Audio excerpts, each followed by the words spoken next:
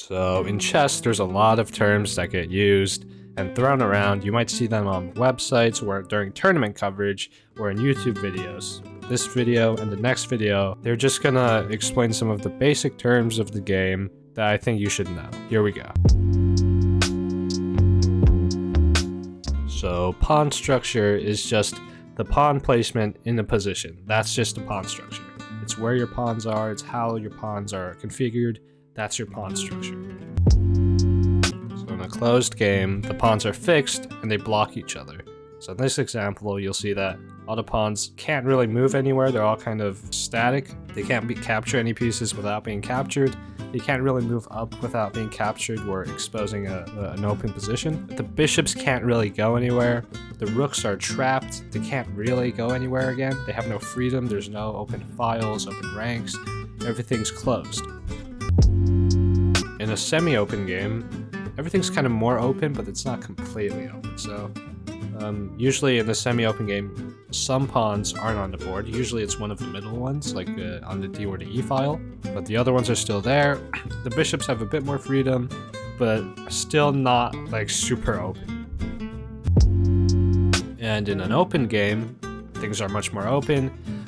Like open files, open ranks, everything's like, there's more lines of sight. A lot of the center pawns are gone completely, and you can just move around more. Those are the types of games in chess. Backward pawns are structural weaknesses in your pawn structure. They have no support from other pawns because they've either been captured or they're ahead on some other file, and backward pawns cannot move forward because they'll be captured.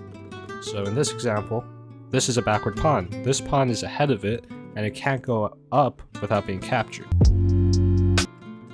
Doubled pawns are two pawns on the same file. They're usually seen as more of a structural weakness or something undesirable because they're just, they kind of block each other and they hinder movement more. They're not the end of the world, but it's better to just have pawns normally. Okay, so in this case, for example, white's going to take black's knight, and then black takes the bishop on c6. These pawns are doubled. Like, it's not a bad move, it's gonna just be annoying later, because this pawn's gonna be blocked by this pawn, and now there's an open file. Isolated pawns are pawns that aren't supported by any other pawns.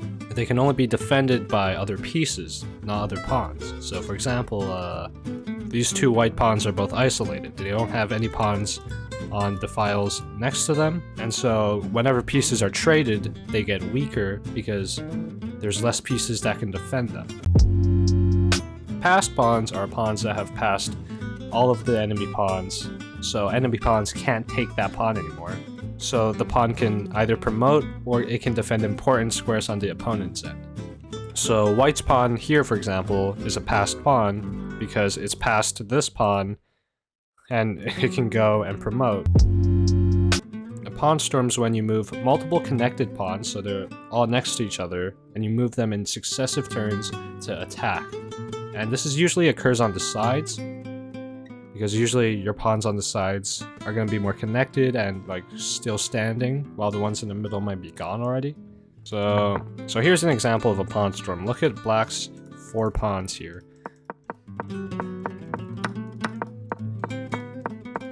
He keeps pushing them until eventually they reach the 7th rank and promote, and from there on, it's easy. The poison pawns are pawns that look like they're free to take, look like they're hanging, so when you capture them, there's no consequence, but in reality, capturing them actually leads to a positional or a material loss.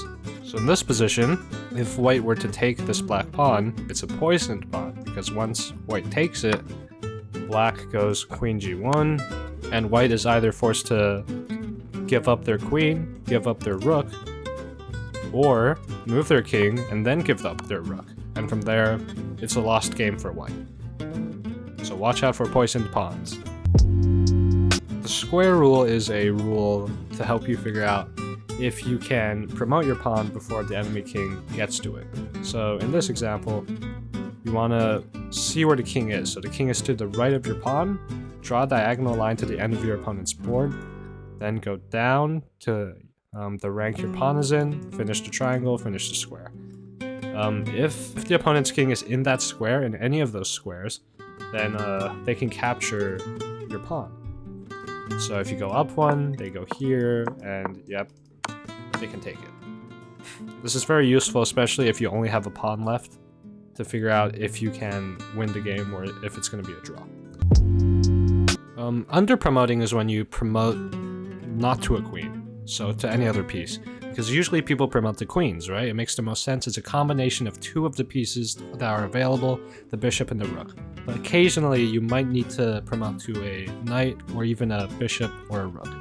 The reason to promote to a knight is because sometimes, for example, in this really realistic situation, you can't checkmate with any other piece that's not a knight.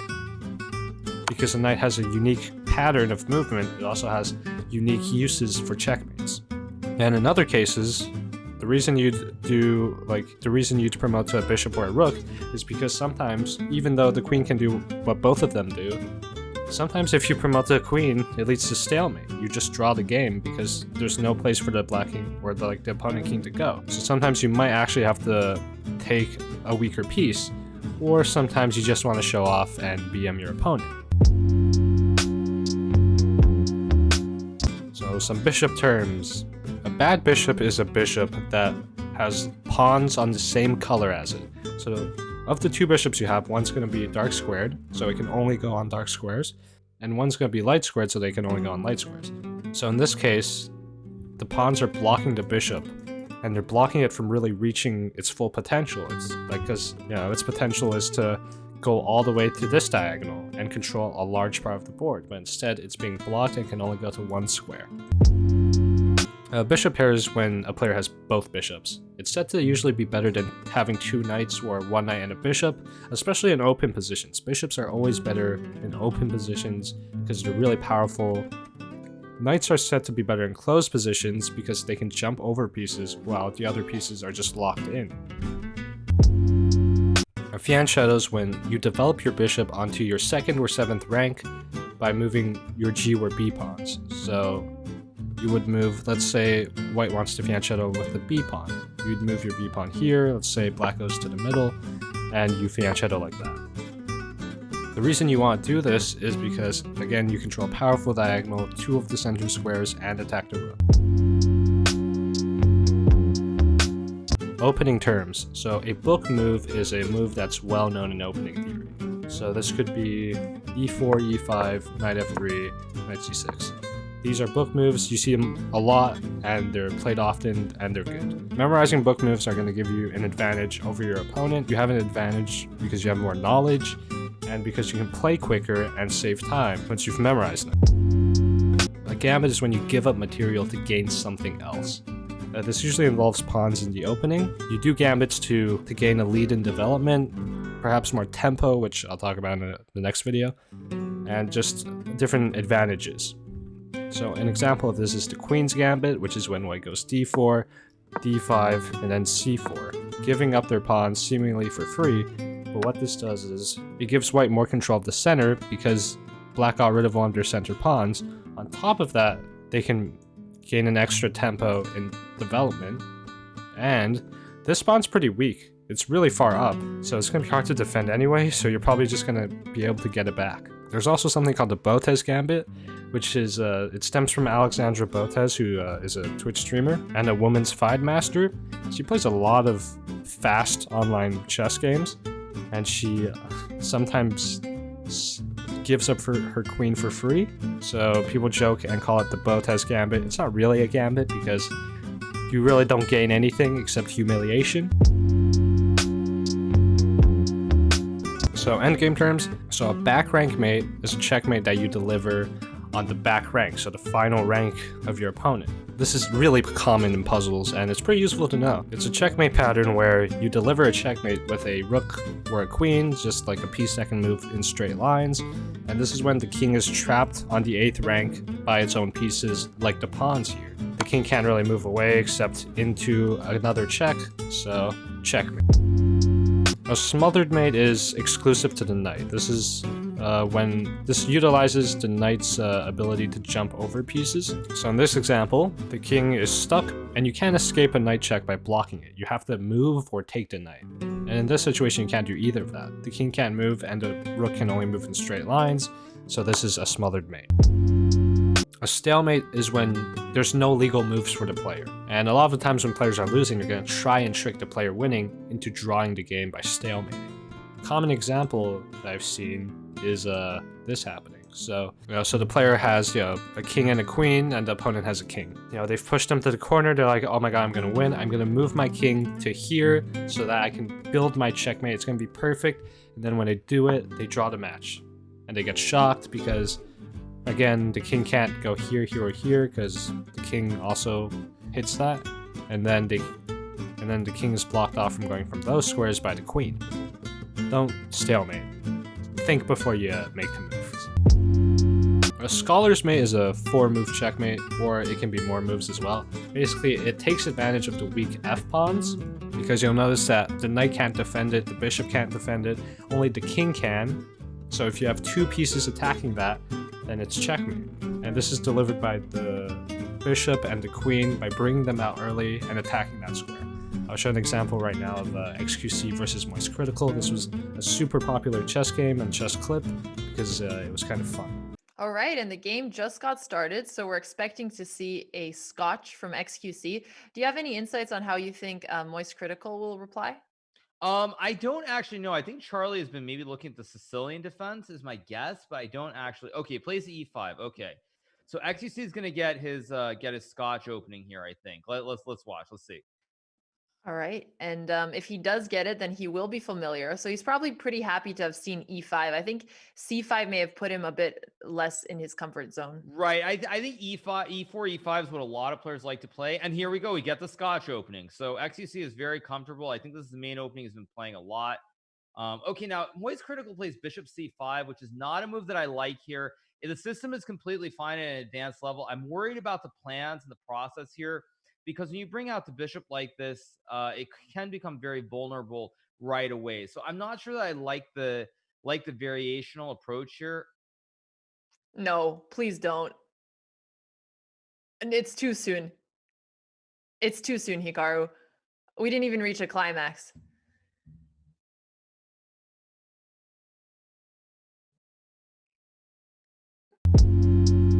Fool's Mate's the fastest checkmate you can do. It's when you move your f-pawn, the other side moves their e-pawn, then you move your g-pawn, and then the queen goes to the side of the board and checkmates, because you can't defend with knight, you can't defend with bishop. Again, attacking that kind of weak side where the bishop can't really defend this square, and then the king can't move anywhere, and the pawns can't block because they're up there already.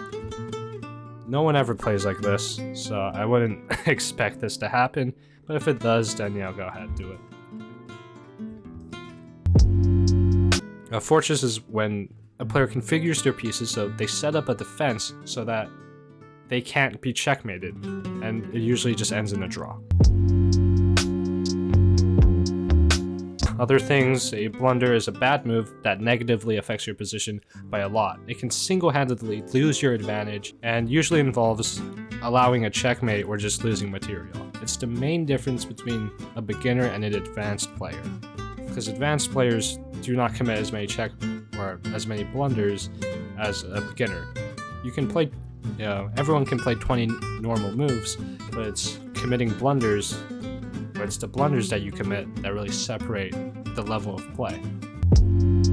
Hanging pieces are pieces that are just unprotected and can be captured with no consequence. Don't hang pieces. This has been part 1, see you in part 2.